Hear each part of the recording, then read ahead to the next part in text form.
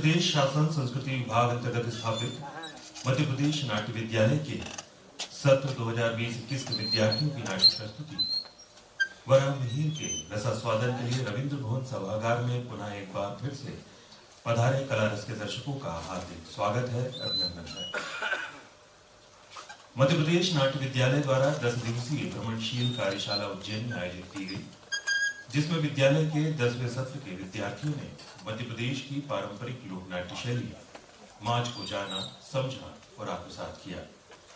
इसी भ्रमणशील कार्यशाला के दौरान माच शैली में एक शोधपरक नाट्य प्रस्तुति तैयार की गई, वराह मिहिर, जिसका मंचन आपसे कुछ क्षण पश्चात आपके समक्ष किया जाएगा। मूलालेख डॉक्टर भगवती लाल राजपुरोहित, नाट्यालेख सतीश दवे, संगीत निर्देशन पंडित ओम प्रकाश शर्मा, परिकल्पना एवं निर्देशन लोकेन्द्र त्रिवेदी। प्रस्तुति मध्य प्रदेश नाट्य विद्यालय भोपाल की। नाट्य प्रस्तुति आरंभ हो इससे पूर्व हम आप सभी दर्शकों से विनम्र अनुरोध करते हैं कि कृपया अपने मोबाइल फोन स्विच ऑफ कर दें या साइलेंट मोड पर कर लें। कोरोना महामारी को दृष्टिगत रखते हुए शासन प्रशासन द्वारा दिए गए दिशा निर्देशों का पालन करें, चेहरे पर मास्क अवश्य लगाएं एवं एक दूसरे से उचित दूरी बनाकर बैठें।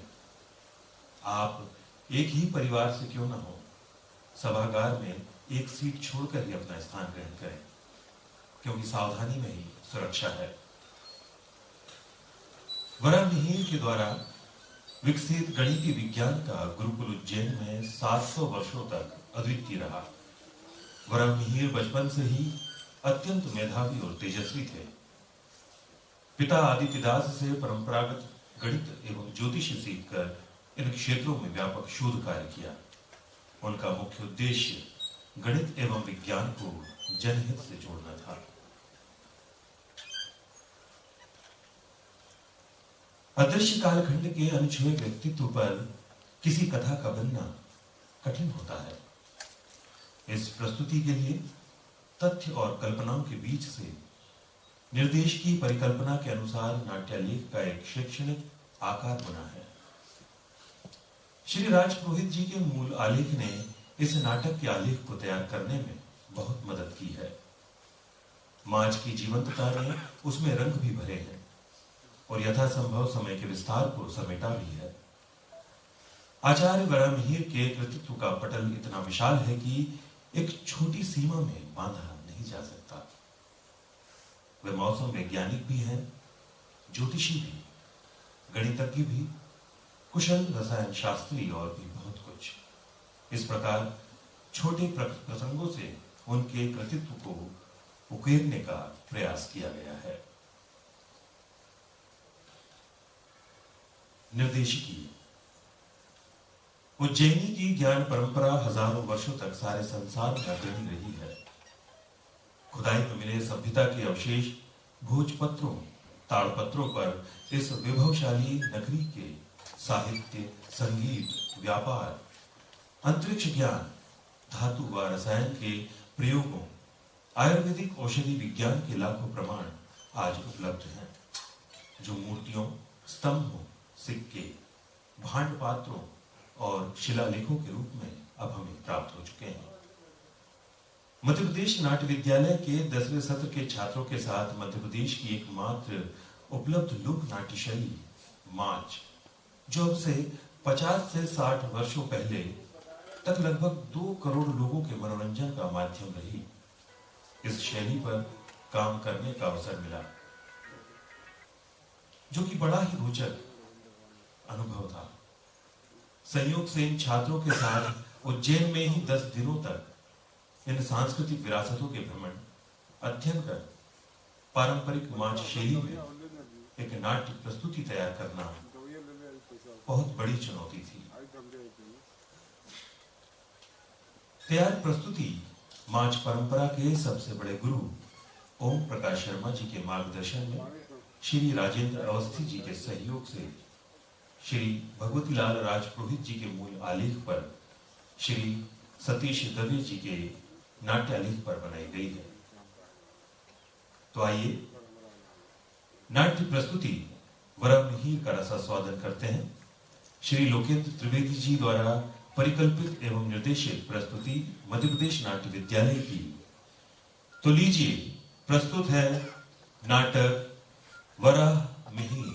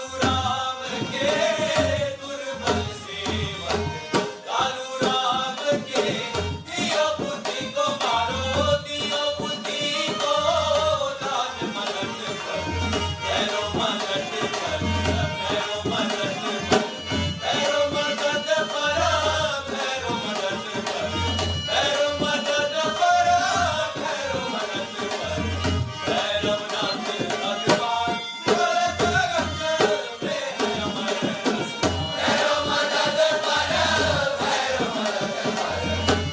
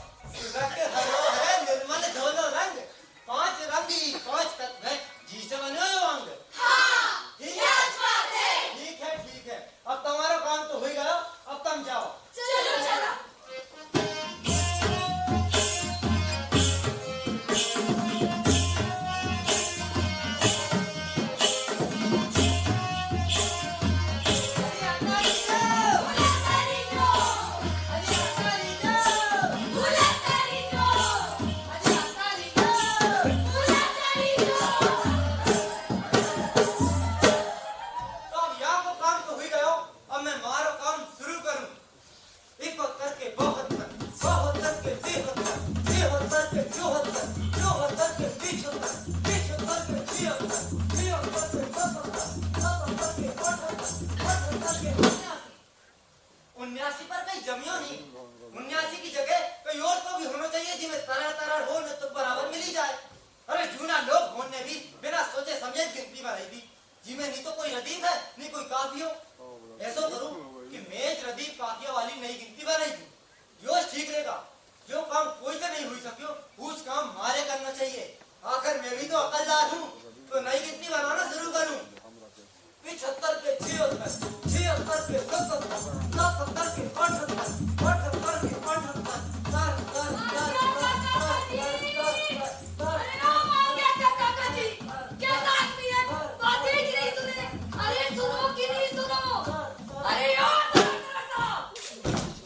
ओहो, हमारी आखिरी गिनती बिगाड़ी थी। मैं नया पहाड़ों का नहीं लियो तो।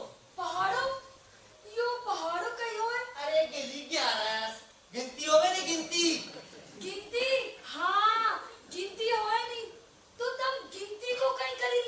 अरे मैं आखिरी गिनती तुकबंदी में बने लियो तो कि थने बोली ने सब गड़बड़ कर दी। महाराज चित्र हम कर दियो।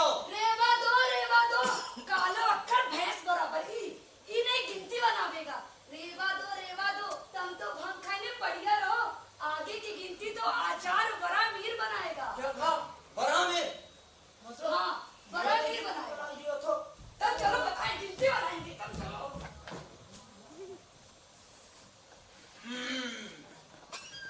योरा मारो चिड़ी का बादशाह। चल हारी जा।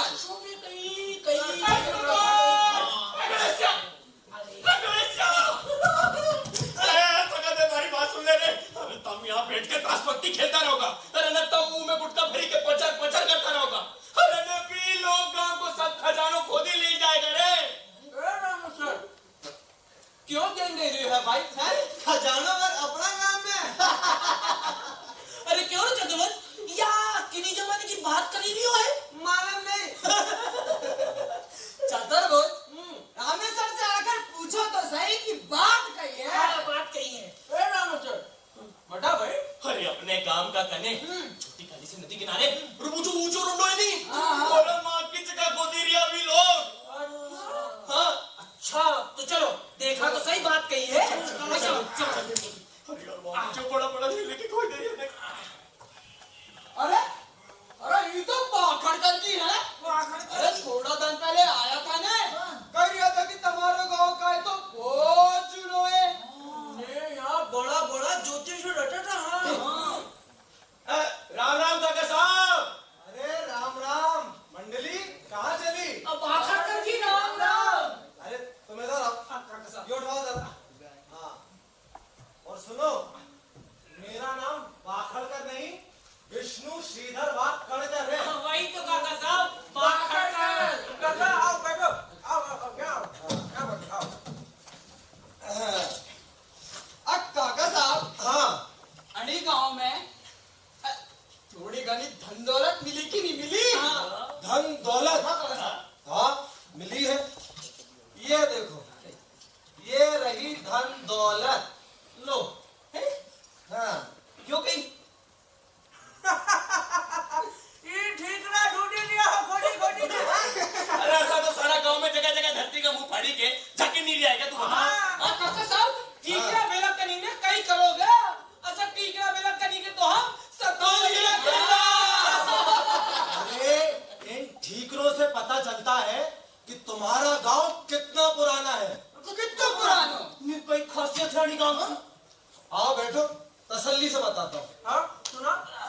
वो सामने टीले पर जो मूर्ति है ना बात टूटी बिगड़ी पत्थर की। चुप रहे काका के बता दे। हाँ वो सूर्य नारायण की मूर्ति है। हाँ सूरज नारायण की ऐसी भयंकर मूर्त? काका साहब सूरज नारायण तो आकाश में गोल गोल चमकी भी आएगा।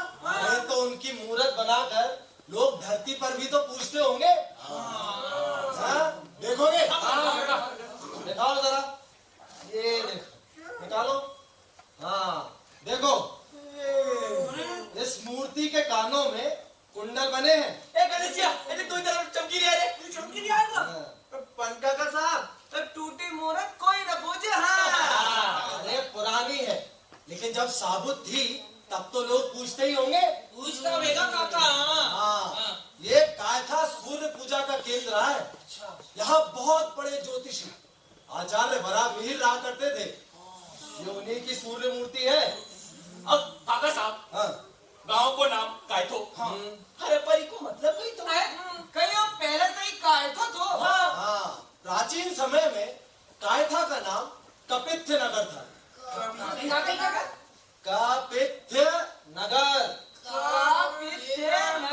हाँ, पर काका साहब, ये किन्हीं जमाने की बात है?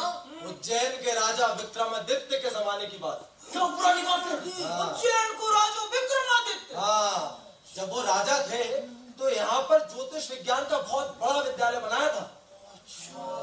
यहाँ का गुरुकुल 700 साल तक वैज्ञानिक शिक्षा का प्रचार करता रहा। हाँ, काका साहब, उनको नाम कई बताया आपने? वराहमिहिर और उनके बाप को नाम?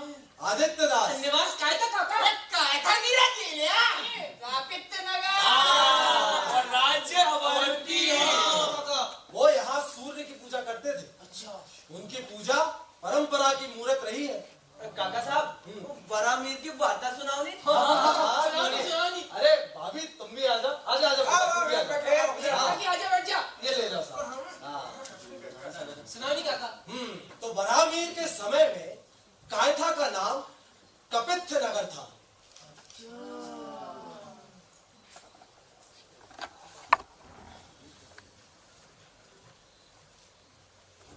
मिहिर,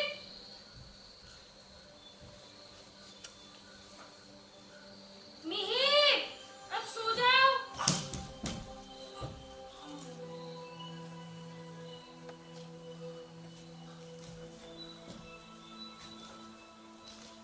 माँ, ये पिताजी रात भर जागकर आकाश में क्या ढूंढते रहते हैं? वो अंधेरे में दिखाई देने वाले ग्रहों नक्षत्रों को देखकर उनके रंग, आकार, दूरी पर अध्ययन कर रहे हैं। वो ज्योति विज्ञान पर कार्य कर रहे हैं, समझे? समझा। पर माँ, ये सूरज दिन में गर्म और रात को ठंडा कैसे हो जाता है? अरे पागल, दिन में जो दिखाई देता है उसे सूर्य देव कहते हैं और रात को जो दिखाई देता है उसे चंद्र देव कहते हैं। समझा। पर माँ, ये तारे दिन में कहाँ चले जाते हैं? एक भी दिखाई नहीं देता। अरे तारे दिन में भी होते हैं। तुम्हें याद है जिस दिन सूर्य ग्रहण हुआ था और दिन में हर तरफ अंधकार हो गया था, कैसे एक एक कर सारे तारे दिखलाई देने लगे थे? दिन में सूरज के तेज प्रकाश के कारण तारे दिखलाई नहीं देते। अच्छा माँ, ये बात मैं आज समझ पाया हूँ। पर माँ, क्या आकाश बहुत बड़ा है? हाँ, बहुत विशाल। कितना विशाल? अंतहीन, हमारी कल्पना के भी परे। क्या इसका कोई मध्य भाग भी है? हाँ, वो तारा देख रहे हो? हाँ। मेरी दादी माँ कहती थी कि वो ध्रुव तारा है जो हमसे बहुत दूर है और वो कभी नहीं डूबता। जानते हो, हमारा सूर्य सभी ग्रह नक्षत्रों के सहित उसकी परिक्रमा कर रहा है। ध्रुव, वाह। अच्छा, वो 7 तारे देख रहे हो? हाँ। उसे सप्तऋषि तारामंडल कहते हैं। सप्तऋषि। और माँ, वो टेढ़ी मेढ़ी रेखा? वो तुम्हारे पिताजी कहते हैं कि वो कश्यप ऋषि का परिवार है, काश्यप तारामंडल। काश्यप तारा।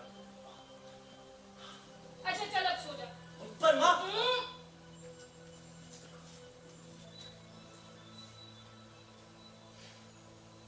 सो जा। माँ, नींद नहीं आ रही। क्या मैं पिताजी के पास जाकर तारे देखूं? अच्छा जा, परंतु चुपचाप। तुम्हारे पिताजी इस समय लघु सिंध नदी के किनारे अपने छात्रों को तारों का अध्ययन करवा रहे हैं। अरे रास्ता ऊपर खाबड़ है, संभल कर जाना।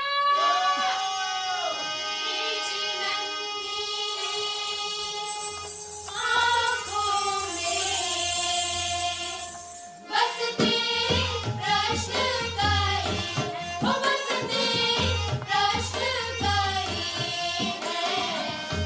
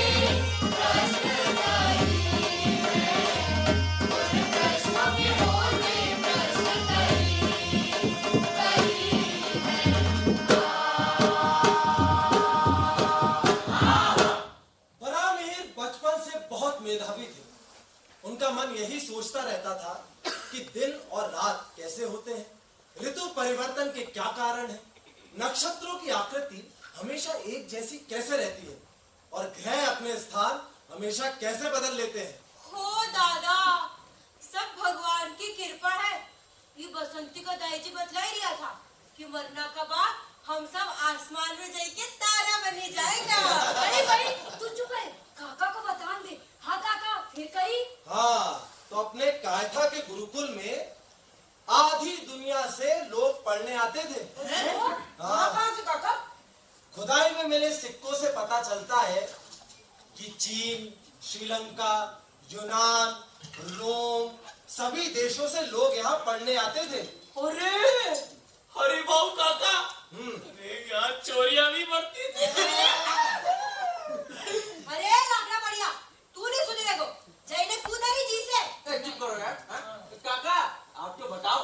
हाँ, लड़कियां भी पढ़ती थी। वो समय बहुत सुलझा हुआ था। उस समय लड़के और लड़कियां सब एक समान थे। विदेशों से आए छात्रों और यात्रियों ने अपने ताड़पत्रों और भोजपत्रों में हमारे गुरुकुल के बारे में विस्तार से लिखा है, जो हिंदी में अनुवाद होकर हमारे सामने है। हाँ, तो काका साहब तुमने तो क्या पत्ती ताड़पत्री कही?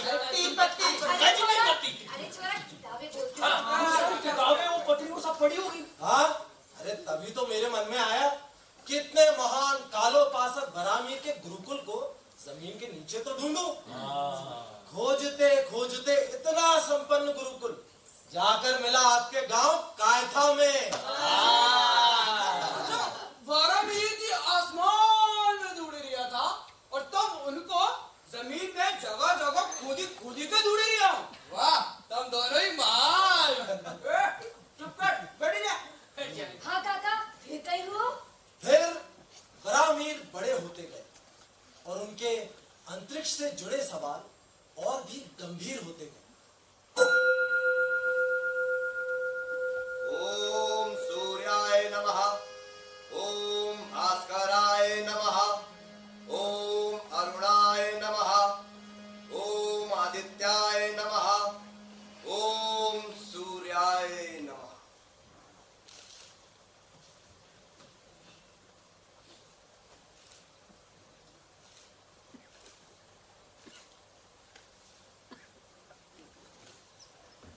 ओम सूर्याय नमः।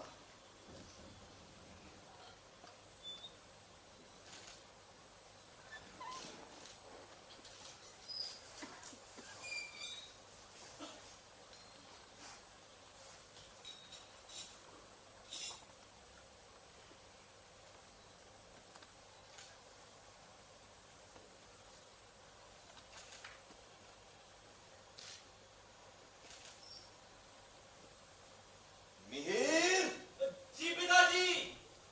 नदी में स्नान करके संध्या आराधना कर ली? कर ली पिताजी, और गायत्री का जप भी पूर्ण हो गया। सूर्यास्त होने वाला है मिहिर, चलो अब चले। आया पिताजी।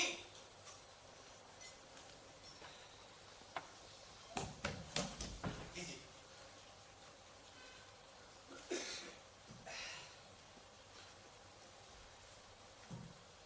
पिताजी, वो लोग कूलर के पेड़ के नीचे सुबह से गड्ढा क्यों खोद रहे हैं? गड्ढा नहीं मिहिर, वे लोग कुआं खोद रहे हैं।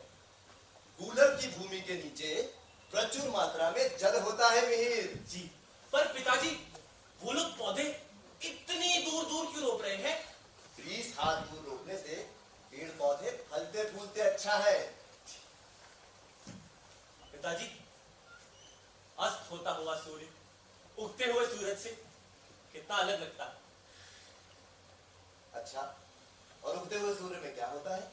उगता हुआ सूरज तो मानो एक सुनहरी थाली के समान है, जो अपनी ही दूरी पर गोल गोल घूमता है, और उसमें से प्रकाश तो मानो उछल कर बाहर आता हो। तुमने तो पूरी परख कर ली उगते हुए सूर्य की। जी पिताजी, देखकर लगता है मानो स्वर्ण का गोल बह ही जाएगा। चलो अभी चला जाए। चलिए।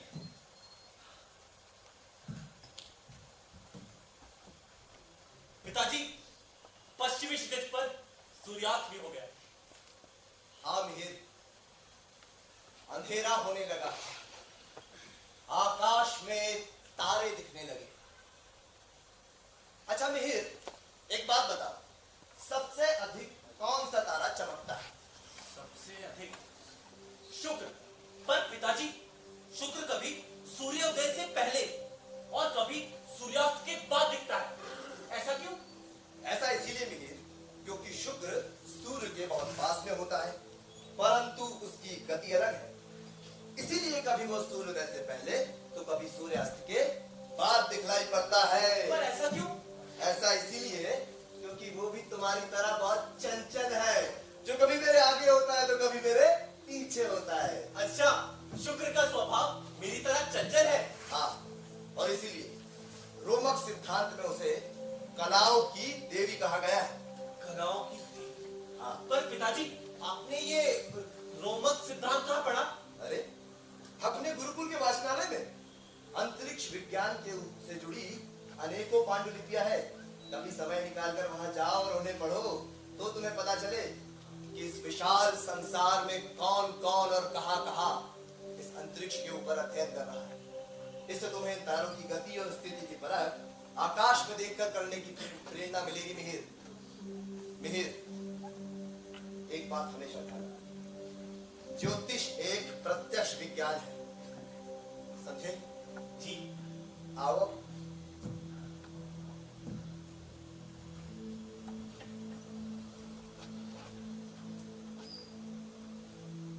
मिहिर, वहां देखो, आकाश में हिरणी।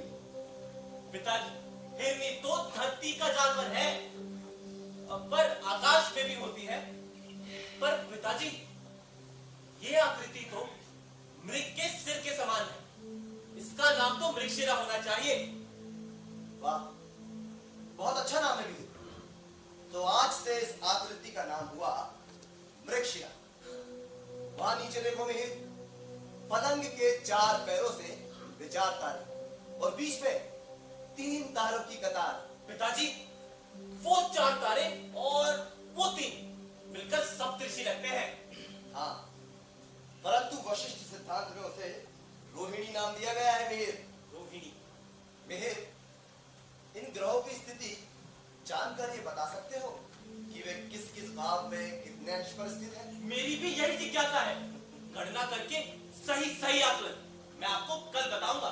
कल बताऊंगा। चलो अभी चले। देश विदेश के देखो व्यापारी, सजी धजी गाड़ियां ले आए भाई। देखो व्यापारी, देखो व्यापारी, सजी धजी गाड़ियां ले आए भाई। देखो व्यापारी, देखो व्यापारी, सजी धजी गाड़ियां ले आए।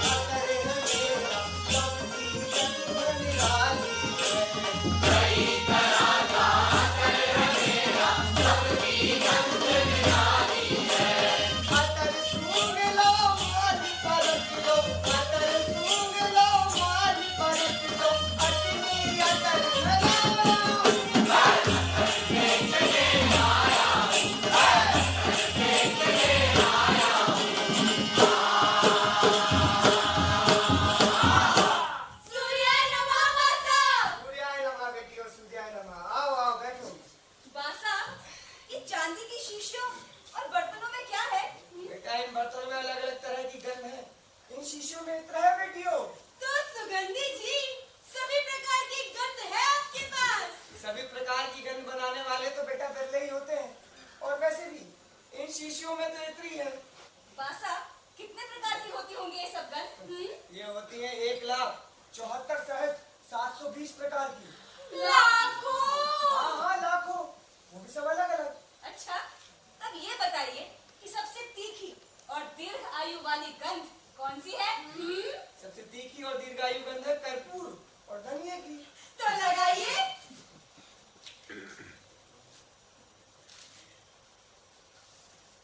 वाह, पर सुगंधी जी, ये गंध तो जानी पहचानी सी है।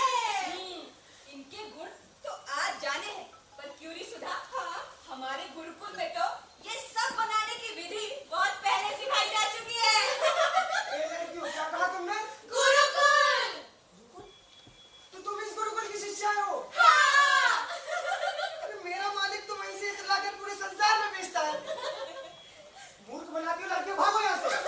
अरे सुनो सुनो, गुरुकुल में सामूहिक सूर्य नमस्कार का समय हो गया है, शीघ्र चलो।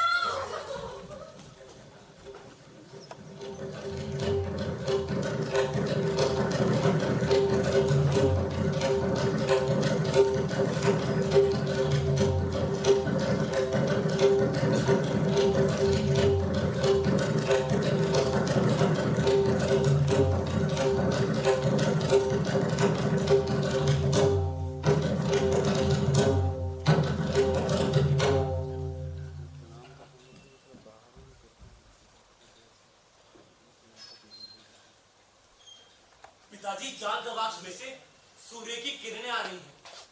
इस प्रकाश धारा में छोटे छोटे कितने सारे कण उड़ रहे हैं। हाँ मिहिर, ये रजकण है मिहिर। या हम कह सकते हैं ये अणु इस तरवाय में ही दिखलाई देते हैं मिहिर, धूप में भी नहीं दिखते। संसार का सबसे छोटा कण अणु। नहीं मिहिर, इस कण का छठा भाग परमाणु होता है। और ये परमाणु का भी कोई अंश है? ऐसे विखंडन की सीमा नहीं है मिहिर। ब्रह्मांड के जन्म से जुड़ा ये रहस्य है, अनुसंधान करना होगा। ये ज्योतिरेख देख रहे हो मिहिर? जी। ये ज्योतिरेख ही हमारी काल गणना का मुख्य आधार है। ये ज्योतिरेख? हाँ। आश्चर्य है, पर पिताजी ये संभव कैसे है? मन के बाद सबसे तेज गति प्रकाश की ही तो है, और उसे नापने का सहज तरीका ये छोटी से छोटी ज्योतिरेख। और इस नाप की इकाई क्या है? ये अणु? मैं तुम्हें समझाता हूं। जब ये ज्योतिरेख दो अणुओं को पार करती है तो वो कहलाती है एक त्रस रेणु। त्रस रेणु। जब वही ज्योतिरेख तीन त्रस रेणु को पार कर जाए तो वो कहलाती है एक त्रुटि। त्रुटि। जब वही ज्योतिरेख 100 त्रुटियों को पार करती है तो वो कहलाती है एक वेद। एक वेद। क्रम इसी तरह आगे बढ़ता जाता है।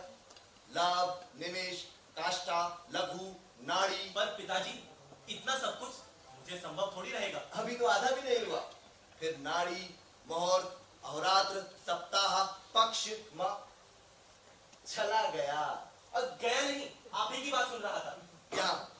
यहाँ मैं मिहिर, कल ग्रहण है। बताओ कौन सा ग्रहण है? कल पूर्णिमा है तो चंद्र ग्रहण। अगर अमावस होती तो सूर्य ग्रहण होता। अच्छा, अमावस को चंद्र ग्रहण नहीं होता? पिताजी, अमावस को जब चंद्र ही नहीं होगा तो ग्रहण कहां से होगा? अच्छा, कल के ग्रहण की विशेष बात क्या है? कल के ग्रहण, पिताजी कल ग्रहण को देखकर और उसका सही सही आकलन करके मैं आपको कल ही बताता हूं। चलो अभी चला जाए, संध्या आराधना का प्रबंध किया जाए। जी पहले था जो बालक छोटा, वो मिहिर अब बड़ा, आज वो मिहिर अब बड़ा, आज वो मिहिर अब बड़ा, आज पहले था जो बालक छोटा, वो मिहिर अब बड़ा, आज वो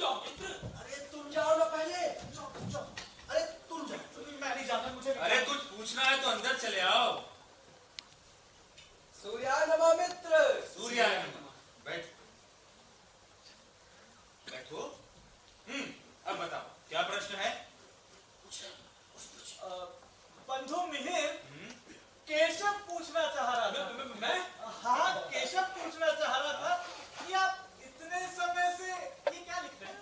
ये हाँ पंच सिद्धांतिका।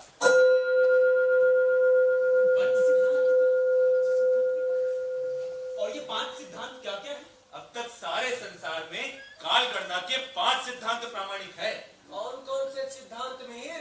पितामह सिद्धांत, रोमक सिद्धांत, पॉलिस सिद्धांत, वशिष्ठ सिद्धांत और मैं दानव का बनाया हुआ सूर्य सिद्धांत। वाह, परंतु मिहिर, संसार में भिन्न भिन्न देशों से तुमने ये 5 ग्रंथ प्राप्त कैसे किए?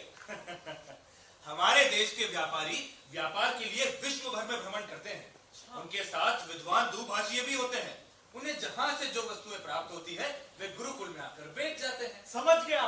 उसके बाद मूल पांडुलिपियों को हमारे गुरुजन और उसी देश के विद्यार्थी हाँ वही विद्यार्थी जो हमारे गुरुकुल में अध्ययन करने आए हैं, वे सब मिलकर मूल पांडुलिपियों का पुनः अनुवाद करते हैं ताकि उन सिद्धांतों के गूढ़ रहस्यों को पुनरांकित किया जा सके। और उसके बाद हमारे मिहिर ताड़ पत्रों पर लिखी हुई कृतियों का अध्ययन करते हैं। अरे हाँ बुद्धादित्य, हमें तो अब याद आया, आप तो अनुवाद विभाग से जुड़े रहे हैं। चलिए, इस बात का इन्हें स्मरण तो है। पर गुरु भाई, इन सिद्धांतों से ज्ञान क्या मिलता है? हमने अब तक शरीर के विभिन्न क्रियाकलापों का सूक्ष्मता से अध्ययन कर हृदय ताल से नाड़ी विज्ञान को विकसित कर लिया। अच्छा, तुम्हें से ये कौन बताएगा कि इससे धरती की काल गणना कैसे की जाती है? धरती की काल गणना? बताओ केशव बताओ। ज्ञानानंद तुम बताओ ना। मैं बताता हूँ मित्र। 24 पलों को 60 नाड़ियों से उड़ाकर 24 घंटे के एक दिन रात का सही आकलन तो हमने गुरुकुल में ही कर लिया है। तत्पश्चात उत्तरायण और दक्षिणायन पर झुकती धरती सूर्य की एक परिक्रमा 365 दिनों में पूर्ण करती है। इसका भी अध्ययन हम सब ने कर ही लिया है। उत्तम मित्र, अति उत्तम। हम सभी जानते हैं कि 7 ग्रह सूर्य की परिक्रमा कर रहे हैं, जो अपनी अपनी गति से अपनी अपनी धुरी पर घूम रहे हैं, जिनके पल, प्रतिपल, घंटे सब हमसे अलग अलग हैं। हमारे मनीषियों ने इसी गणितीय ज्ञान का सूक्ष्मता से अध्ययन कर उनके निचोड़ इन सिद्धांतों में अंकित किए हैं। परंतु मिहिर, एक प्रश्न है। पूछिए। जब अध्ययन हो चुके हैं तो फिर से अध्ययन करने की क्या आवश्यकता है?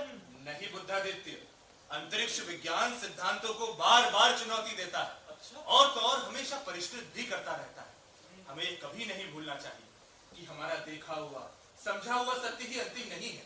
ये ब्रह्मांड तो अनंत है और अब तक तो हम धरती को भी ठीक से नहीं जान पाए हैं। तो ये सारे ग्रह हमसे बहुत दूर हैं।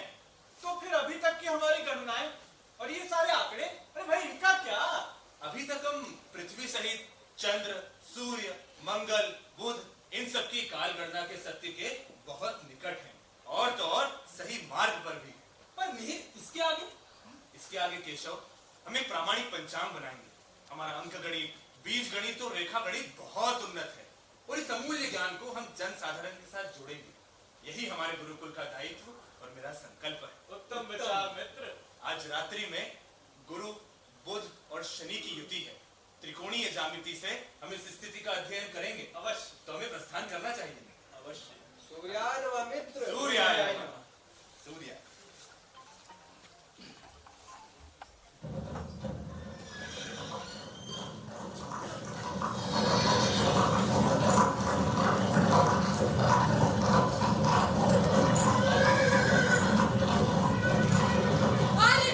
हमारी सेना इतनी शीघ्रता से कहाँ जा रही है? आचार्य, गुर्जर प्रदेश के गुरुकुल ने सूचना भेजी है। शकों ने वहां आक्रमण कर दिया है आचार्य।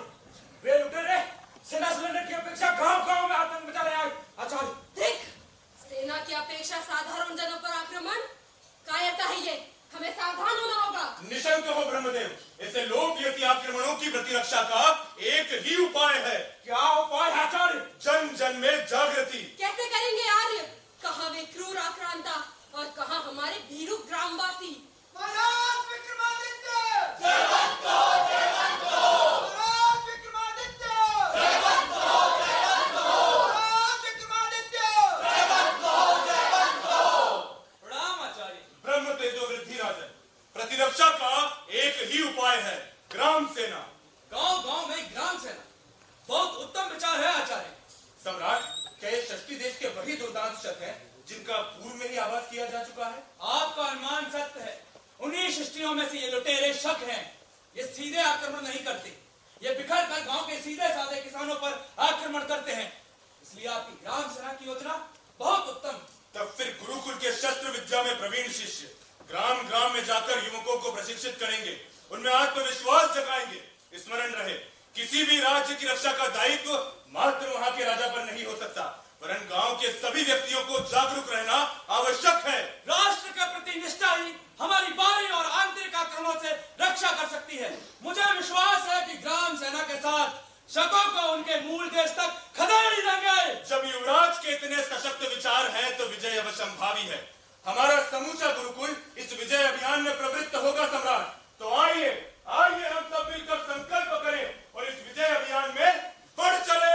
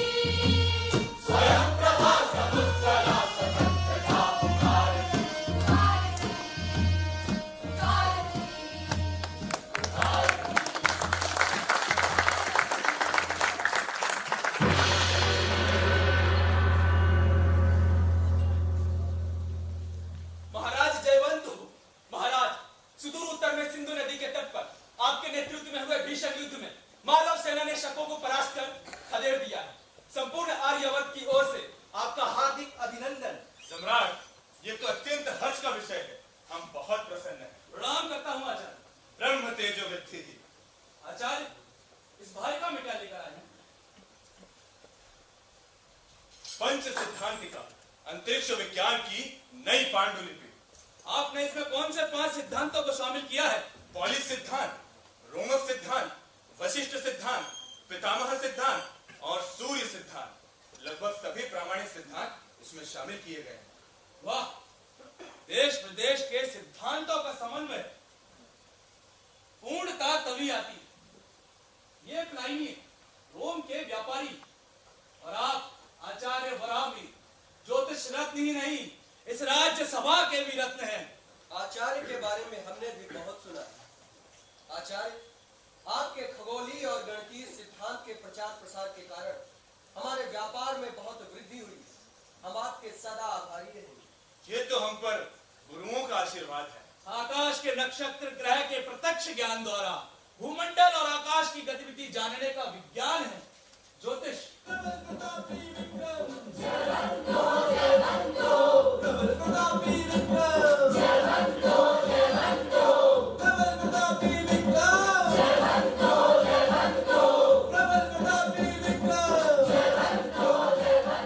आर्यवर्त की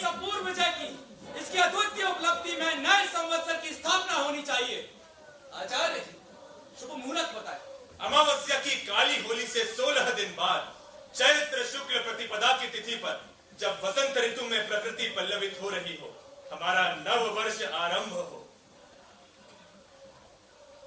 मालव संवत का प्रथम पंचांग तैयार है।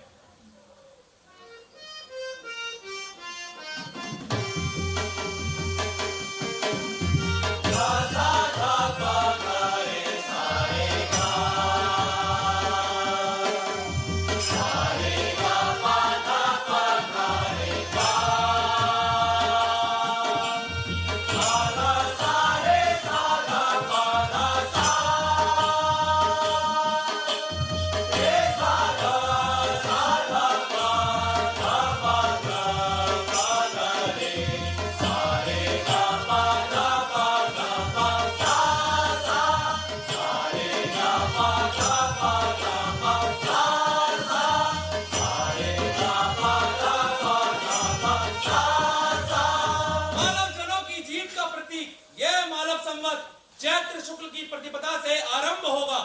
मुद्राएं ढाली जाए, 16 दिनों तक रंग गुलाल शस्त्र प्रदर्शन एवं उल्लास के साथ वसंत उत्सव मनाया जाए।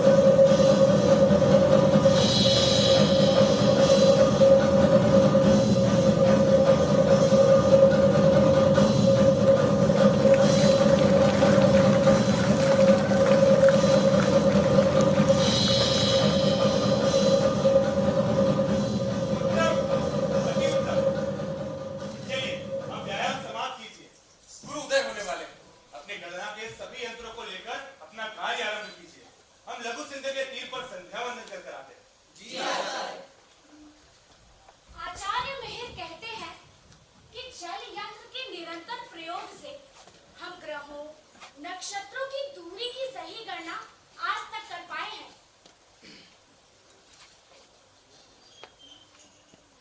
आकाशीय पिंडों में जो ग्रह हमारे सौर परिवार के सदस्य हैं और जो निरंतर सूर्य देव की परिक्रमा कर रहे हैं, उनकी सही गति, संचलन पथ और उन ग्रहों की पृथ्वी से दूरी, वहाँ के वातावरण आदि का अब हमारे पास आकलन उपलब्ध है।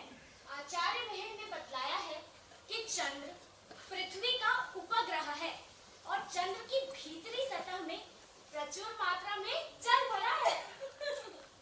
मूल पृथ्वी अपनी दूरी पर दाएं से बाएं झुकती है और ठीक 1 वर्ष में वहीं पहुंच जाती है जहां से हमने इसकी गणना करना आरंभ किया था। इसी को हम सौर वर्ष कहते हैं। और सौर वर्ष को सूक्ष्मता से समझने का विज्ञान भी आचार्य महल ने बतलाया है। 24 पलों की एक नाड़ी, 24 पलों की एक नाड़ी, 7 नाड़ियों का एक दिन, 7 नाड़ियों का एक दिन, 7 दिनों का एक सप्ताह, 7 दिनों का एक सप्ताह, 4 सप्ताह का एक माह, 4 सप्ताह का एक माह, 2 माहों की एक ऋतु, 2 माहों की एक ऋतु, 6 ऋतुओं का एक वर्ष, 6 ऋतुओं का एक वर्ष और 100 वर्षों की एक सदी। और 100 वर्षों की एक सदी। अब समझ गई? हाँ। लेकिन मुझे तो समझ में नहीं आया, गुरुजी ये टन क्यों करवाते हैं? अरे हृदय ताल से काल की गणना के लिए। अच्छा, हाँ। समझा। मोहिनी, तुम अपनी गणना का कार्य शीघ्र ही पूर्ण कर लो। आचार्य मेहर ने इस तांबे के घड़े पर निश्चित क्रम पर निशान बना पल प्रतिपल घंटों का कैसा बेजोड़ संयोजन कर दिया है। मानवीय सभ्यता के इतिहास में आचार्य मिहिर ने हमारे इस गुरुकुल को काल गणना का विश्व गुरु बना दिया है। सच कहा सखियों, संसार इस बात पर गर्व करेगा कि हमने करोड़ों सालों बाद पृथ्वी पर समय की सही और सटीक गणना कर एक अनुकरणीय वैज्ञानिक उदाहरण प्रस्तुत किया। कंचन, क्या तुम्हें पता है, पहले बूंद बूंद की गणना मनकों से की जाती थी। इसमें कितने ध्यान की आवश्यकता होती होगी ना? हाँ, गुरुकुल का तो मतलब ही है कड़े अनुशासन से दी गई अमूल्य शिक्षा। हाँ, ब्रह्म मुहूर्त में उठकर स्नान करना, वेद पाठ करना, शस्त्र शिक्षा करना, संगीत सीखना, जंगल से सूखी लकड़ियां इकट्ठा करना, खेती किसानी में मदद करना और देर रात तक अंतरिक्ष गणना सीखना, ये गुरुकुल के कड़े अनुशासन से ही संभव है। अरे सुनो सुनो, क्या? आज उज्जैनी से आचार्य शंकु बना रहे हैं।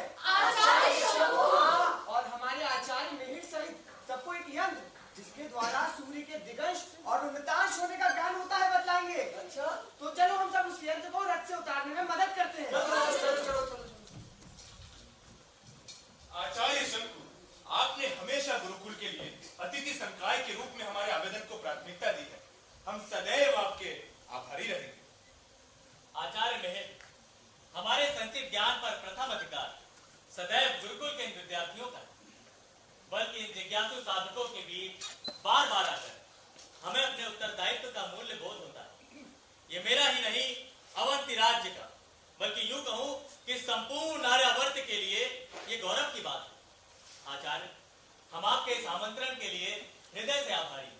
परम प्रतापी महाराज विक्रमादित्य जिस गुरुकुल के अध्यक्ष हैं, और आप सभी स्वनाम धन्य कालिदास, आचार्य धन्वंतरी, आचार्य वररुचि, आचार्य खटखरपद, आचार्य अमर सिंह, आचार्य शपणक और आचार्य बेताल भट्ट जैसे मूर्धन्य विद्वान इस शैक्षणिक संकाय और विद्वत परिषद के सदस्य हैं। ये भगवान सूर्य नारायण की अनंत कृपा दृष्टि ही तो है। आइए सूर्य प्रार्थना का पाठ आरंभ करते हैं।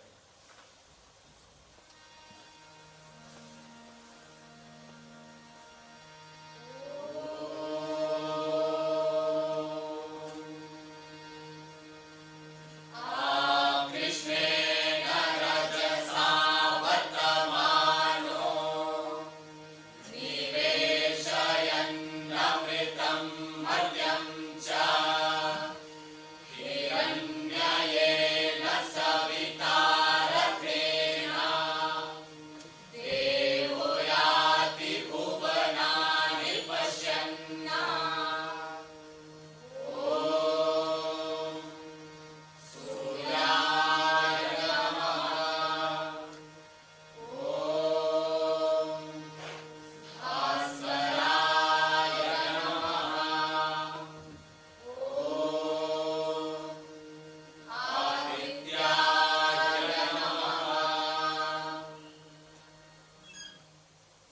इसके पश्चात हम सभी इस यंत्र पर ध्यान देंगे। आइए आचार्य। तो जैसा कि आप सब जानते हैं कि आचार्य मिहिर ने अपने प्रयोगों से धरती के मध्य स्थित किसी अदृश्य शक्ति की खोज की। धरती अपनी धुरी पर कभी उत्तर तो कभी दक्षिण की ओर 23.44 अंश तक झुकती है, जिससे हमारी धरती पर ऋतुएं बदलती हैं। अब आप में से ये कौन बताएगा कि ऋतुएं कितनी होती हैं? आप बताइए। आचार्य 6 ऋतुएं होती हैं। ग्रीष्म ऋतु, वर्षा ऋतु, शरद ऋतु, हेमंत ऋतु, शिशिर ऋतु और बसंत ऋतु। सटीक कहा पुत्री।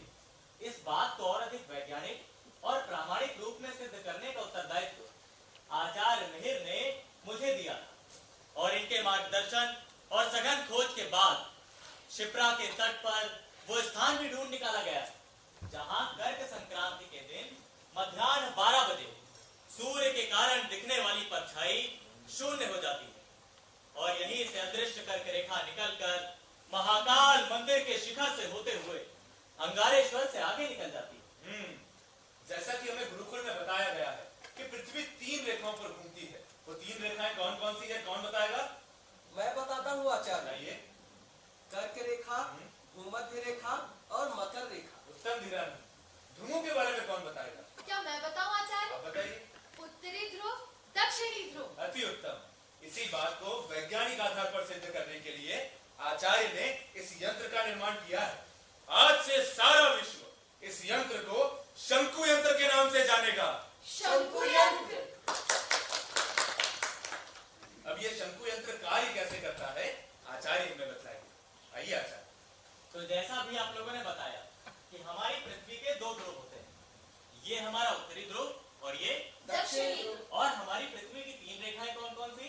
कर्क रेखा, भूमध्य रेखा और मकर रेखा। और हमारी पृथ्वी एक वर्ष में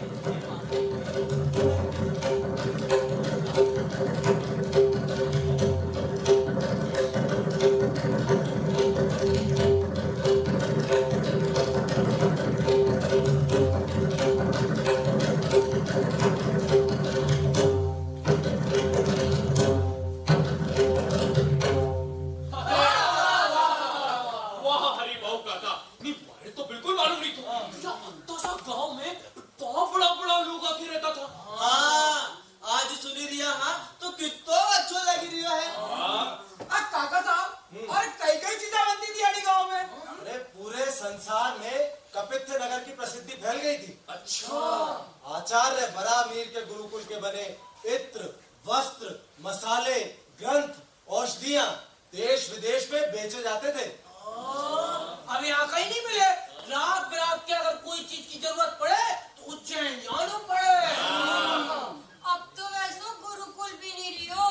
हाँ, गुरु हो तो गुरुकुल होए नहीं। अरे यही तो हमारी कमजोरी है। हमने अपने देश के ज्ञान पर ध्यान ही नहीं दिया और विदेशी ज्ञान की जी हुजूरी करने में लगे रहे। काका साहब, अरे वो कहवा थी कि नहीं के घर का जोगी जोगड़ा ने आन गांव का सिद्ध। लेकिन अब हमें बदलना चाहिए। कम से कम हमारे प्राचीन गुरु और ज्ञानियों का सम्मान तो करना ही चाहिए। काका साहब, हम ढेरिया गांव का ढोल, हमारे कहीं मालूम कि बड़ा बड़ा शेर मार कहीं उठा पटक हुई जाए है। अरे चतर, ज्यादा अपनी चतुराई मत दिखा और मुंह बंद करके बैठे रहे। हाँ काका साहब, अब हम पूरा ध्यान रखांगा। कपित्थ नगर की बात सबके बतावांगा। हाँ, मैं भी अब बराय मिहिर जी महाराज के बारे में सबके बताऊंगा। सही बात है काकी, मैं भी ध्यान रखूंगा। मैं भी अपना गांव के बारे में बाहर जाके बताऊंगा नहीं। क्या बताओगे? क्या किए? बताएंगे कि वो बहुत ही बड़ा था। कई बड़ा था, कहता कई बड़ा था। बड़ा था और कहीं था। कई बड़ा था कि खाई खाई के कारण पेट बड़ा था। काका साहब, आप बताओ।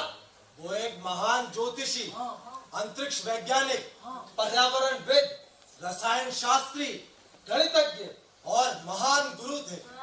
याद रखजो, ने भूली मत जाओ।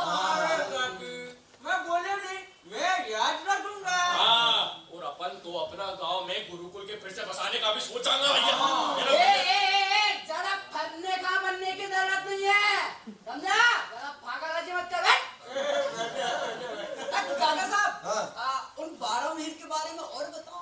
हाँ, तो आचार्य की प्रसिद्धि इतनी फैल गई थी कि ईरान के शहंशाह ने वेदशाला निर्माण के लिए आचार्य को ईरान बुलवाया था। ईरान? हाँ, तब वहाँ के राजा नौशेरवा थे। वो हमारे यहाँ के अंतरिक्ष विज्ञान से बहुत प्रभावित थे। जैसे हमारे वराहमिहिर जी सूर्य उपासक थे, वैसे वहाँ का पारसी समाज अग्नि की उपासना करता था। हाँ, उनके देवता जोरेस्टर थे, जैसे हमारे सूर्य नारायण भगवान।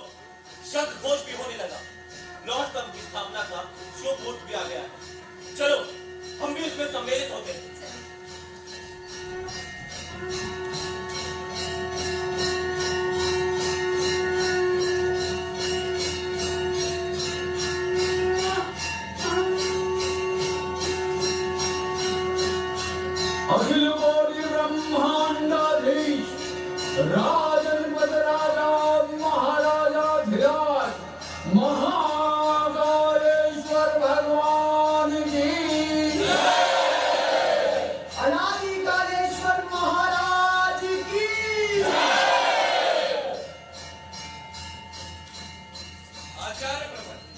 आपके संकल्प की पूर्ण आहुति का यह शुभ दिवस है। कालों के काल महाकालेश्वर को ये काल गणक यंत्र समर्पित करते हुए मैं अत्यंत प्रसन्न हूँ और इसलिए भी प्रसन्न हूँ कि आपने इसे मंदिर में स्थापित करने की अनुमति प्रदान की।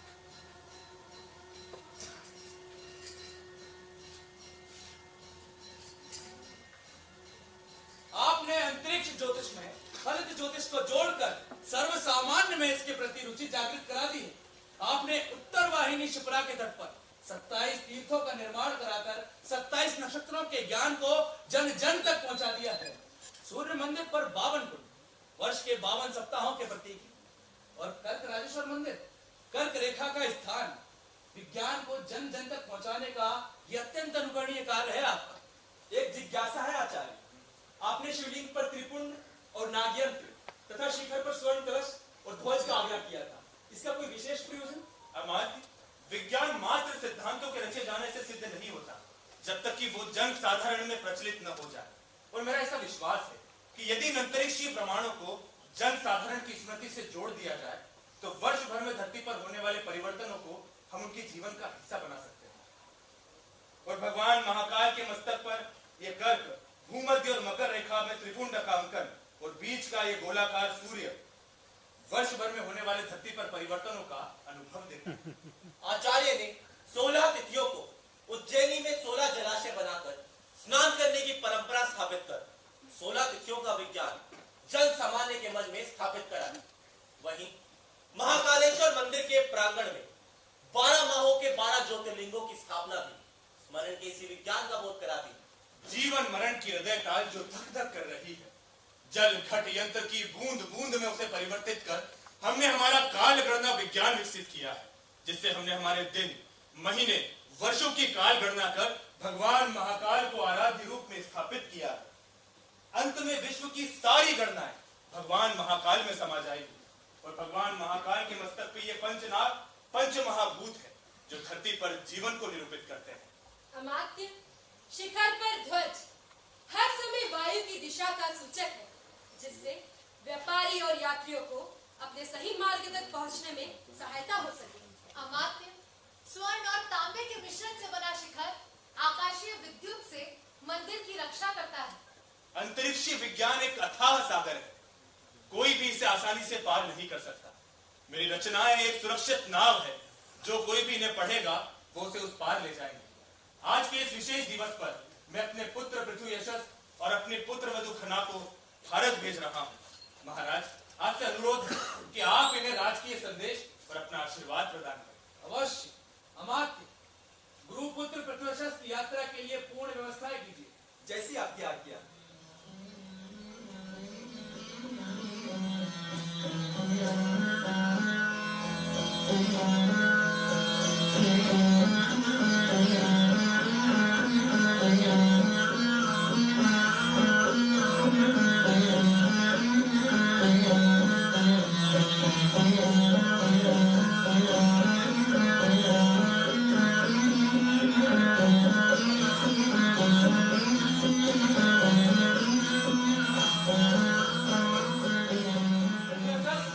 अपने पिता के गौरव का दायित्व अब तुम्हारे ऊपर है।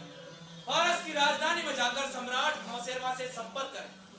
वहां जुंदशापुर में काल गणना के लिए एक वेधशाला और औषधालय का निर्माण करवाएं। आचार्य मिहिर के ज्ञान ध्वज को दिग दिगंत तक विस्तारित करने के लक्ष्य के लिए प्रस्थान करें। अश्व और सेना तैयार है। आइए, मैं आपका पथ प्रदर्शित करता हूं।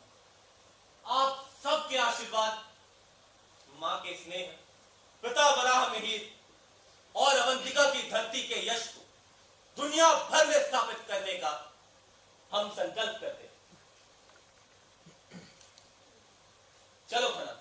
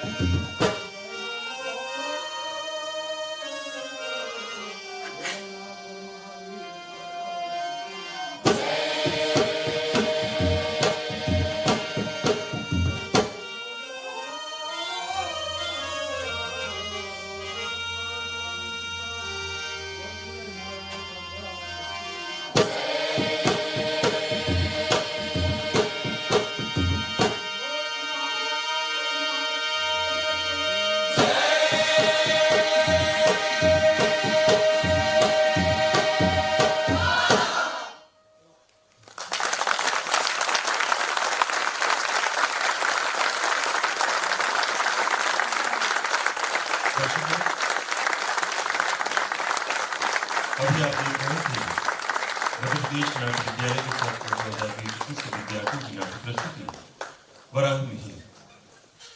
हम अनुरोध करते हैं नाट्य प्रस्तुति के निर्देशक श्री लोकेंद्र त्रिवेदी जी से कि वे मंच पर आए और साथ ही सभी मंच पर एवं मंच पर कलाकारों एवं सहयोगों से भी अनुरोध है कि कृपया मंच पर ही बने रहें।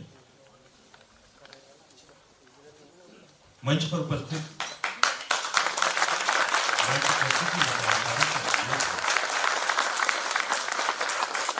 कृपया अपना परिचय दें। मंच परे के कलाकारों से भी अनुरोध है कि कृपया वे भी मंच पर पहुंचे। आशीष गढ़वाल नरसिंहपुर से।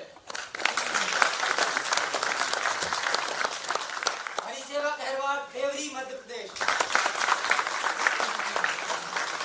दयासागर धरुआ उड़ीसा। अमन सिंह चंडीगढ़। अंकित शर्मा उज्जैन मध्य प्रदेश। भोपाल मध्य प्रदेश। पुरुषोत्तम शाक्य ग्वालियर मध्य प्रदेश। नेहा दिल्ली से। कश्यप दास झारखंड से। सुचित्रा कानपुर उत्तर प्रदेश। सिम्पी कैनवास हरदा मध्य प्रदेश। आकाश विश्वकर्मा सागर मध्य प्रदेश। अंतिमा सोनी खंडवा मध्य प्रदेश। शांति गुप्ता सीधी मध्य प्रदेश। भोपाल। दुष्यंत मिश्रा गुना से। आयुष शर्मा भोपाल। साकेत साहू रायपुर छत्तीसगढ़। हम गौतम लखनऊ। हम मिश्रा दिल्ली। निशा तिवारी लखनऊ से। अमर द्विवेदी रीवा मध्य प्रदेश। विकास जोगे भोपाल से। भरत चंपा पिथौरागढ़ उत्तराखंड। त्रिवेदी उज्जैन से। हम मध्य प्रदेश नाट्य विद्यालय की ओर से नाटक के निर्देशक श्री लोकेंद्र त्रिवेदी जी को पुस्तक भेंट कर उनका अभिनंदन कर रहे हैं। थे सारंगी पे जावेद जी,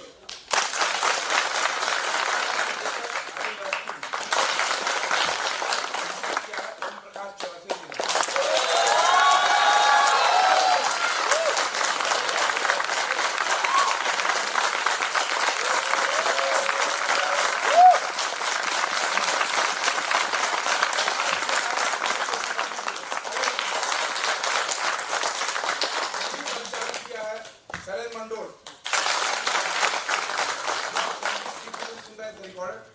मिलिंद त्रिवेदी इसका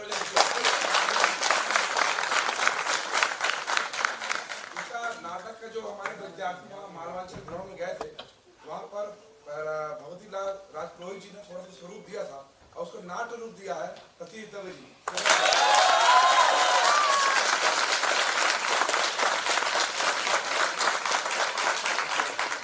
रंग सामग्री जो भी है प्रवीण नामदेव,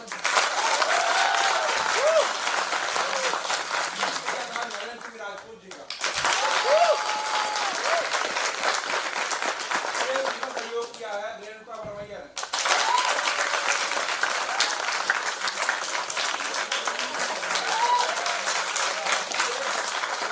देख रहे हैं प्रमोद गायकवाड़ एवं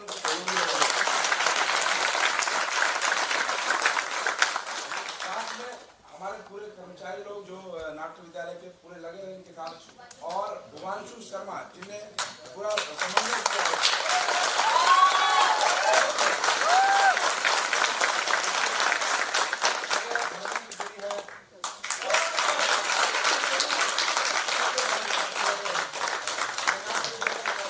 जो अपनी परंपरा है दुख देने की, मैं उसको निभाने चलता हूँ।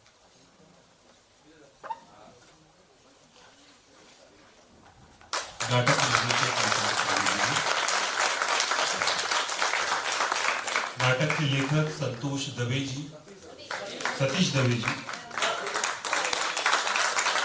संगीत निर्देशक पंडित ओम प्रकाश शर्मा जी,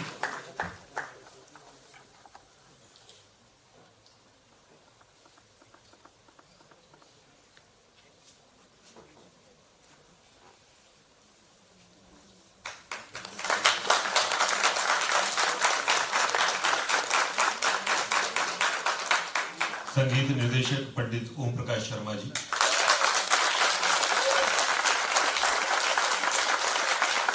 सहायक निर्देशक श्री राजेंद्र अवस्थी जी, प्रकाश परिकल्पना श्री अनूप जोशी बंटी जी,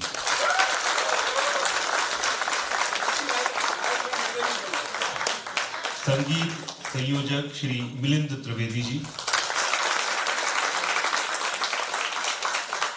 संगीत संचालन श्री शैलेंद्र मंडोड, रंग सामग्री और अभी झाबुआ में अच्छा रंगमंच कर रहे हैं। रंग सामग्री प्रवीण नामदेव, रूप सज्जा श्री नरेंद्र सिंह राजपूत, रूप सज्जा श्री नरेंद्र सिंह राजपूत, रूप सज्जा सहयोगी मुबीना खान, मलखंभ प्रशिक्षक सहायक सतीश गौरव,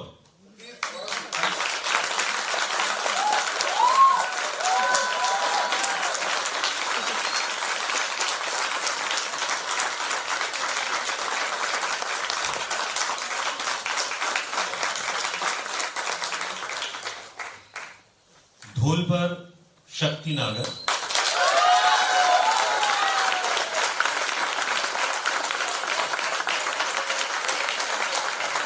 और सारंगी पर जावेद खान।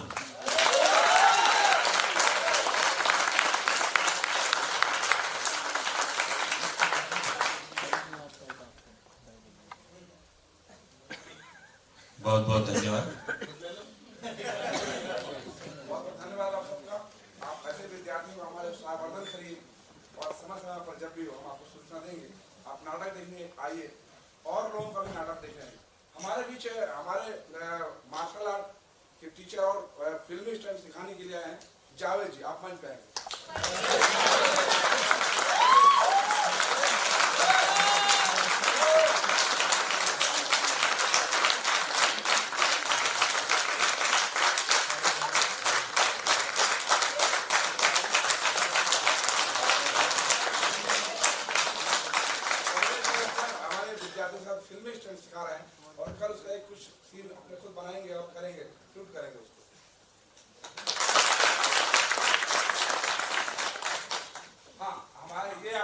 पीछे जो आवाज सुन रहे थे योगेश माठे जी, आइए।